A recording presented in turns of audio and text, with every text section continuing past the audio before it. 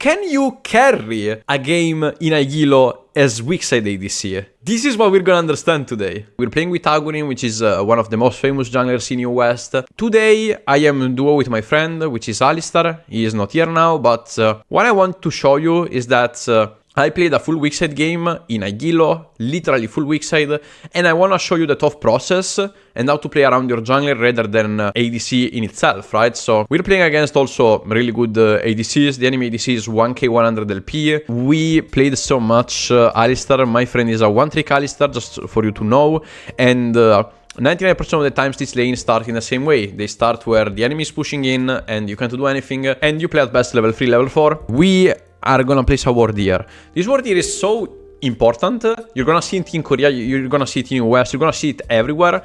This ward is really good compared to this one when you know that you don't have the push, because as they push, Braum is gonna keep this position and then he's gonna hit us from there. As many players know, they will go for lance as well here to take off this ward, but it's always good to like make it a try. It's always good to like say, okay, I'm gonna place the ward here anyways, because if they don't lance it out, we are gonna have vision of the Braum, right? So that's the important thing when it comes to not having the push.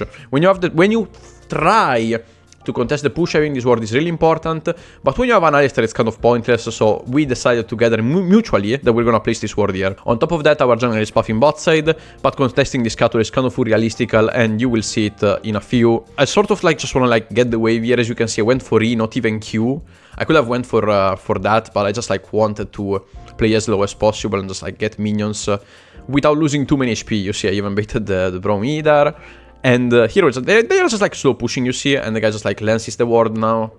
And as we said, sadly, we don't have the control of that bush anymore.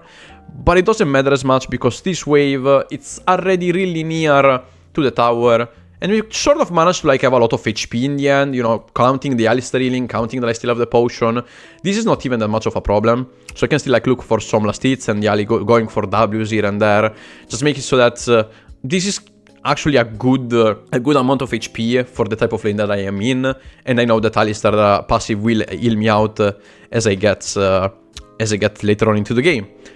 Even if I made a lot of mistakes here, as you can see, we made a lot of mistakes. I'm like half HP already, and surely I could have done a bit better. I'm not really a notorious Sivir player here and there. I just like played Sivir because I wanted to play a lot with the theory and let Alistar roam them up. But as you can see, like again, without using potions, without using anything, Alistar just like makes it so that you are kind of fine here. And here's the important, like the interesting thing, right? So Nocturne rightfully doesn't go for that. He's challenger for a reason. He's a really good player. He understands that if he looks for this fight, he will lose, right? The Aatrox, the Yunara Braum. So Agurin goes towards topside, looks for this Scuttle rightfully. And what do I say to my supports? Run to him. Run to him, right? Run right away with Agurin and look for a play in the map. Because that's what a good ADC will do here, okay? Crushing this wave will take a lot of time, and on top of that, Aatrox could look for a play here. So instead of like asking for the crush here, I just tell him go, and base right away. As you can see, Alistar does the base on a Fog of War environment, so Braum has no clue of where the Alistar is. He might be still in the bush, but he has no clue now. So he can't even like realistically think that the Alistar is basing right now. It is really important to make sure that this play is not so that the fact that Alistar is topside becomes even more unapproachable for the enemy team. As you can see, I WQ the wave, and Sivir kind of like does this job so well. They think that like Alistar could have been here, right? But then they realize that's not the case. And you see this wave, I sadly can't do anything about it. But I take my cheat recall, if we want to call it like that, get my Cal, and then here's the play, right? Here's the Alistar. We are looking for this play here. Sadly, I already talked about it with my friend. The guy should never, like my supports, in this case, should never show off here. He showed off himself, meaning that the Aatrox should never contest this camp here, because he sees Alistar here, right? Supposedly, if Alistar plays in the Fog of War here, it's a fairly better play. And as you can see, we're gonna see the first mistake that's gonna happen, which is Aatrox going for this camp. I don't really understand why he will do that, honestly. We said it, the Alistar being shown and Aatrox contesting this just like doesn't make any sense on top of the Katarina being 200 HP. But as I told him, it's okay, man, don't worry, we're gonna rewatch it afterwards. And as I said to him, just like play Fog of War next time. And this definitely could have happened if the Aatrox didn't know that the Alistar was there. So this guy fish shacks, WQ Alistar gets the first blood, Agurin starts ahead. And my only problem here is to not die, right? It doesn't matter As long as I don't die, I know that this game is a good game. And we're gonna see here as well. We have another kill here, which is like the Katarina being low. What does Katarina do here, right? She's forced to base, doesn't respect, and she also dies. So that's another 2 kills because the enemy team didn't respect. I want you to understand this concept. We're playing a Grandmaster lobby, and 2 players, as of now, haven't respected 2 things, right? But me, I am respecting them. I am not dying, right? I did lose some minions, and I am behind, but I didn't actually die. So that's what matters when playing a weak side environment. It's really, really important that you guys understand that, and I hope that this video is actually helpful for you. If it is, please make sure to leave a like or subscribe. I am trying to go full time with my content, and I do hope that you are enjoying it, so please leave a like, leave a comment, leave whatever you want. I will be so happy if you do. So I call the Alistar to actually come back to bot side. We already talked about another thing, just so that you guys know it. When you're playing for a playstyle where you're roaming a lot in the map, instead of celerity here, you could have gone for water walking, making the movement towards bot side a bit faster to help me uncrush the wave. That's just like something that you can do. Water walking, a really strong rune when you wanna like just do these rotations towards the river and just play for your jungler overall a bit better, no? I do think that the game is really jungle-centric when it comes to Aguilo, and as you can see, this replay kind of like shows that. I'm currently a lot of minions behind in reality. We're around 18 minions behind, which is kind of a lot, but now Alistar comes back to bots, and now it's a bit of a chill moment where nothing happens, it's just base, and Yunara just has a few items advantage on me. So what we did here is we shove, get the control of the area, right? And Agurin starts Drake. What I talked again about my friend, I actually tried to explain him because he doesn't play this type of playstyle a lot, but I kind of like helped him to actually pilot this play. What I said to him was, you should play for the Katarina, because Katarina had no flash. We knew that Katarina had no flash, Ken had the level 6 advantage, as you can see. So what I said to him, my call was, go to her and kill her. 100% a kill, don't worry about me again. We took an advantage on a side, and from my perspective, there was no reason to actually let Alistar play this matchup. We would have definitely lost, and Braum, Yunara are literally so strong in this matchup, it makes no sense. So I literally called to him, look for this play here. Kennen actually does, and we kill him again. So we are currently doing so well in the map. We have almost a 2k gold lead, as you can see. That's pretty good. And Agurin is doing Drake as well. We got really lucky here because like making 2 plays is not the best thing, but they didn't have vision, and Braum doesn't see this play happening. So as Braum doesn't see this play happening, Aatrox bases, and we managed to get both the Drake and the play, which is pretty good. And as you can see, the only problem being that I am 20 CS behind. 20 CS behind being a problem? Absolutely not. Why? Because as you can see on the label, we are 2k gold ahead, and I don't care about that. I don't care about that. As long as my team is ahead, I don't have to think about I'm 20 CS behind. That will be a lot egoistical towards the state of the game. My team is winning, so why do I have to like flip the game here? What will be the sense of it? Just think it in this way, because weak side again, you're gonna find yourself in weak side if you wanna become a pro player, if you wanna become a really good player at League. You're gonna find yourself in weak side 9 games out of 12 when you play in Aguilo. The wave's pushing towards me, we call Alistar back again, and we're literally punishing everything, as you can see. It doesn't matter, I'm not getting punished because I know that the enemy comp has no hard engage on me. Where is the hard engage? The Braum ult, right? So I do call him to help me out to like unshove this wave. Of course, I don't want to like play with a free wave crash permanently, but as you can see, we're never gonna win this fight, so it's really, really hard to like actually crash it. But I still, again, even in such a position where you will say, what the fuck, why is this support basing here? I do think that it's a good base again, because we can look for an invade here. And he was already late, kind of. I would have loved to let Alistar base a bit earlier, but he didn't. So I kind of had to accept the fact that we were really late on the play. Agurin looks for this play here. There's a Sion proxying here, and Alistar just goes right away there. And as you can see, Alistar comes here. I call the Alistar to go there, and we get another kill.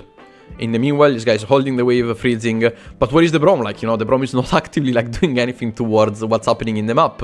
If Braum was here on the play on Nocturne, if Braum was actually helping the Sion, that would have been so much value for them. But the Braum being here like actually does nothing. And so currently my support is playing so much better compared to the enemy support. That's the concept. Even here, again, another kill, and we are just like slowly increasing the lead here.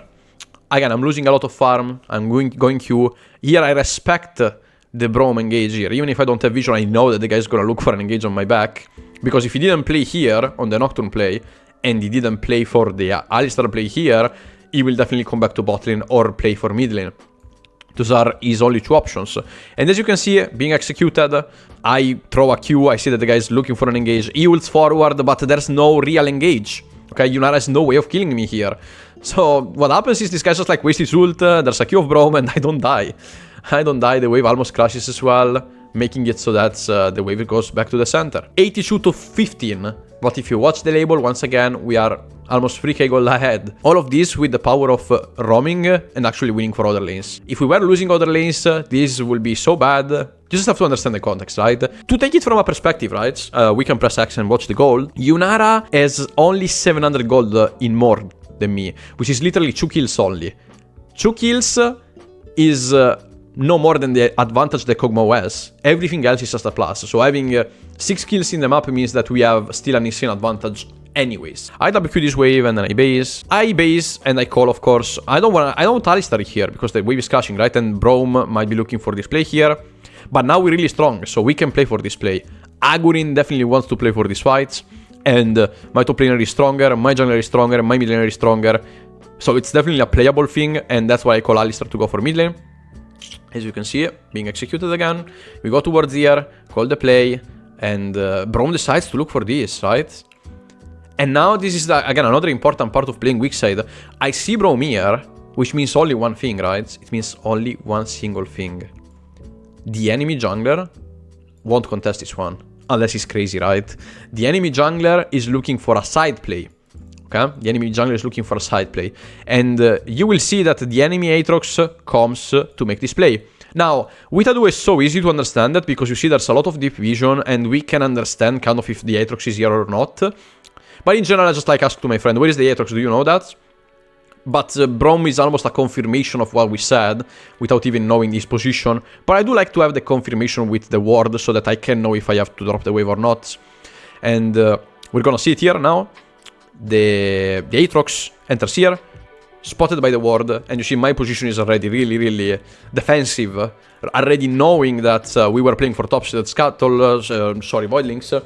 We were playing for Voidlings, and I'm like, okay, I don't care, I'm just like gonna leave that. And again, being executed here, I respect this, the weak side, and Aatrox can't do anything. Like, he's here, but he has no camps, he has nothing. And so you will see this Aatrox just like going here and waiting for me to make a mistake, hoping for me to make a mistake, but I don't do it. And so Aatrox bases, I wait a lot before coming back. I should even wait the Alistar here to actually come back to the lane, but I thought that Aatrox was actually based because there's no camps, right? So you had to like base into topside right away. So here I slowly take my Courage, and also Agurin comes here, shadowing me, along with my friend, which is like really near, and now I can finally take the wave. We didn't see what happened here, but like, as you can see from the opponent side, what did we take here? We take the 3 objectives, which are, of course, insanely value. They are like a crazy value. And in the meanwhile, Sion does get the kill on the Cog, which is kind of unfortunate, but then we also get the kill on the Sion. So we're already 3k gold ahead, which is 1 item at minute 9. That's a lot, by the way. In the meanwhile, me, 61 to 108, but no deaths yet. Playing a perfect weak side, guys. This is like a flawless weak side. It doesn't matter. Don't think about your farm. Don't think about that. Think about the overall state of the game and do some calculations with the money, like the local money of your team. I already knew this game. We were so much ahead everywhere. So I had no pressure on getting some farm. Also because I decided to pick Sivir, which is one of the champions that I like the most coming from a weak side environment, along with Ezreal. Those champions, they can just like get back so easily, and they have specific spikes where even if you lose or you win, you can just like get back just by getting mid waves. So here I managed to take the wave again. Nocturne covers me here. We were thinking about doing a fight, but in my brain I knew that like this fight was bad, right? There's a Braum, there's the Alistar, but we don't know if I mean the jungler was here. I talked about that with my friend, where I do believe that this fight was good because we knew that the Aatrox was topside because he based into topside. Okay, he was here doing camps in this part of the map, but again, there was nothing to take, so there's no reason of like Aatrox standing here. He should have been topside. or like bot lane here. We still have to be careful, and I definitely call it to not play this fight. More because like I'm playing a Wixed lane again. I don't have an advantage compared to Yunara, so I always ask, please, let's not play this out, right? Let's not do that. I don't want to play it, really. I just like want to shove the wave. If you give me the ability of showing the wave, then you can just roam again. They look for this Drake, which is an impossible Drake in my opinion, okay?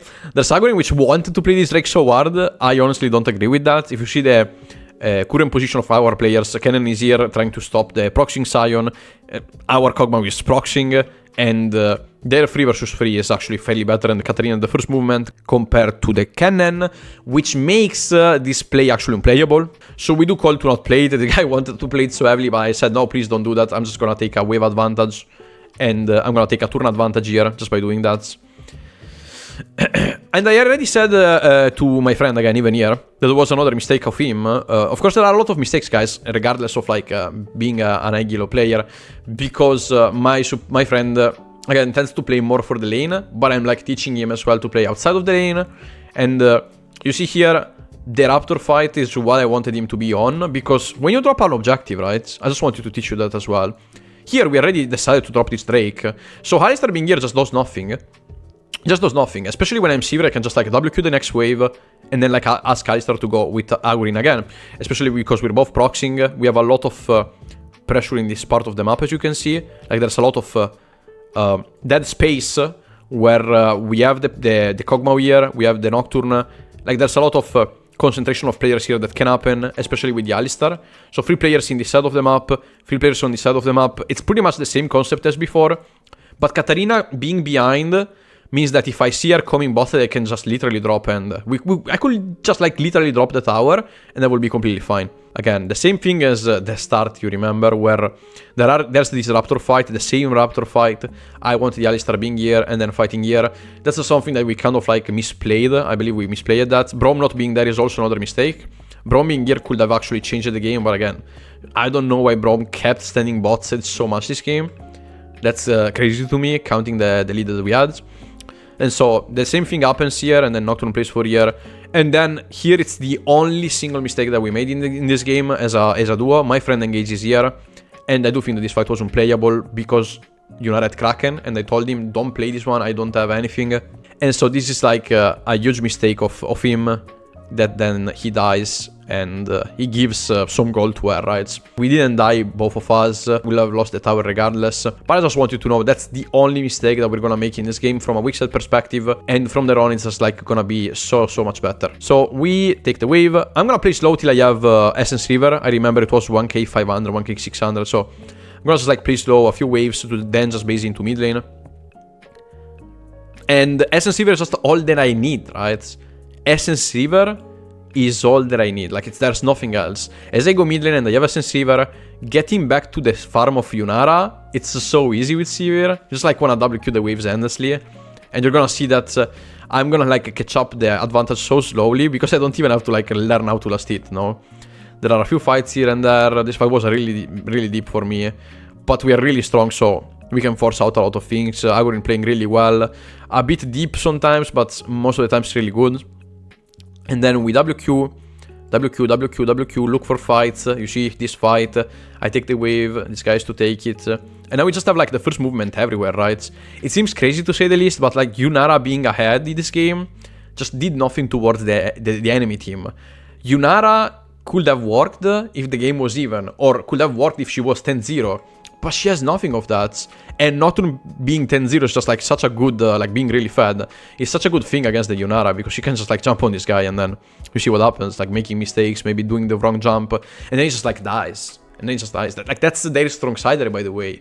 Yunara was their strong sider, but like an ADC, even the best ADC of the world, in the worst team ever, it's such an easy prey for the enemy team. And so that is what I want you to understand. So if he's not fed, if he's an easy champion to pick off, if you feed the enemy assassin, especially in solo queue, this is what most of the fights look like, okay? The enemy jungler can just like jump on that and then he dies. So here we make a few plays here and there. I get a kill eventually and even have a shutdown, which is crazy. We get the topside tower. and WQ with a wave, and then we base. From here the game is kind of flat, right? We already showed what the weak side was, and from here on it's just about rotating well. I'm still gonna show you that because maybe it's important, it's interesting for you all. We push mid lane again, push mid lane, WQ, WQ, WQ, and just like look endlessly for plays, right? This play was a bit deep, honestly, again. Sometimes it happens, but that's still fine. This play was a bit hard to play. Again, mistakes happen, especially in solo queue games, so like there's not much control. So I shove waves, it's like endlessly shoves waves, and you can see, and I'm just like, again, look at the difference of farm compared to Yunara. I'm already so back, like I'm so back. I've never died, 0 deaths this game for now, and they have Essence River and Yan and Navori. That's crazy, no? I'm literally, we can see it on there. It's 2k 400 gold around behind. 2k 400 gold being insane for the type of game that I played. It's actually crazy because all my team has 400 items in more, right? My jungler being 1k 300 gold ahead, and we know how important the jungler is. Top lane being 2k gold ahead, and I want my team to play for the Kog'Maw, because if we don't play for the Kog just dies endlessly, they just permagank him. Mid laner being 4k gold ahead to the Katarina, making this game even more easier. So all of these things are definitely more valuable than the enemy ADC having 3k gold value, unless they have a Lulu, unless they have something that can actually win the game by themselves. We could talk about Zeri Lulu, Zeri Yumi, just like overall really good duos, Lucian Nami, that can actually take off the game because their strength is unmatched. But the enemy bot set does not feel like they have an insane synergy. They are good champions on the 2 vs 2 skirmish, but they aren't game breaking. They aren't just like something that you will say, okay, they win right away. And getting anti-heal, I was like, what do I get here? I do get anti-heal because Aatrox, right? I do love Sivir also because she can proc anti-shielding, anti-healing so easily to the enemy team. Like, you just W someone and then everyone just like passes the anti-heal to everyone else. I do like her because of that, and I knew that this game was heavy fighting related. Like, there was a lot of fights over the place. So here, again, another fight. I'm gonna show you that. Fights. Again, not a crazy fight, but I'm just like gonna take waves. This was a really funny moment where the guy just goes to procs the wave out. And you see, like, I just want to show you that we are currently 7k gold ahead at minute 23. Usually 10k gold lead will mean a loss, especially this early in the game, which means that we completely stomp the enemy team in this way. It's just crazy when you think about it, right? Like, I am currently only like 2k gold behind to the enemy ADC, and I played a full weak side almost perfectly again. There were a few things that we could have improved, but always looking to improve. As a coach, this fight was a bit deep, honestly, so we went a bit too deep, a few things here and there. Was a bit scuffed again, solo queue things happening, and it doesn't matter that much because, again, we were ahead, and we're still 6k ahead, even if that was a mistake, right? That was clearly the only mistake again. From my death side, I actually died there the first time, but everything else just like felt on point. We had the first control of everything. We started the Nash, stopped the Nash because our top laner got picked off. This was like, again, another insane mistake by our by our cannon, right? Where I believe that he like walked here, went really deep, and then he died. And then we had to play 4 vs 5. And I do believe that we won it some way. Actually, I don't remember exactly how, but like, you see the Nocturne being so ahead, he's like level 17. So Yunara has no chance to actually play the game. And then we just like win. If you feed the win condition of your team, and the enemy win condition of the enemy team is something that can't counter what you fed, it's so easy to win, right? So in my brain, feeding Kog'Maw makes this game so easy because Sion, then he can't tank, right? He can tank. I am Sivir, I don't think I can kill Sion, honestly. I honestly think so. So I said, I don't want Kog to be behind because Kog can kill the Sion. I don't want Nocturne to be behind because Nocturne can kill Yunara. I don't want Kennen to be behind because Kennen is so strong in the fights, right? So all of that just to let you understand. I don't want them to be behind rather than me. That doesn't mean that you can't play for ADC. It's just like an understanding compared to the enemy comp, because they have some things and we have to deal against those things. And what do you need in terms of damage, in terms of utility? It's really important to know. So we take this Nash, we base. Now it's pretty good. Like, we almost have Infinity Edge. And again, like you see, they step up to Ike. This is a Grandmaster game, by the way. Again, I'm telling you, like around Challenger level. Some players are Challenger as well, again. And you see, Nocturne looks for this pick off. The guys just like walked to Ike and there was no one. So WQ, auto, we kill, another kill. And This is where it's really funny, because from a weak side perspective, this is crazy. I got a quadra kill. I got a quadra kill in weak side. And I did 4 kills. I was like, oh, can I kill the Sion? Can I kill the Sion? And I think that Kennen got the kill with Q, so that was really sad. But I almost did a pentakill on a weak side. That was crazy to me. I was like, well, how did I get that? And so from here, we just have to hit the Nexus. We were 40 CS behind, but in the end, we finished with like 800 gold ahead, 9-1, 1k gold shutdown. And I played a full weak side game, and we managed to win the game. Guys, I hope you enjoyed this video. And I hope that you understood how playing ADC is not always just like carrying by yourself. It's also about understanding the game, understanding the context, the champions.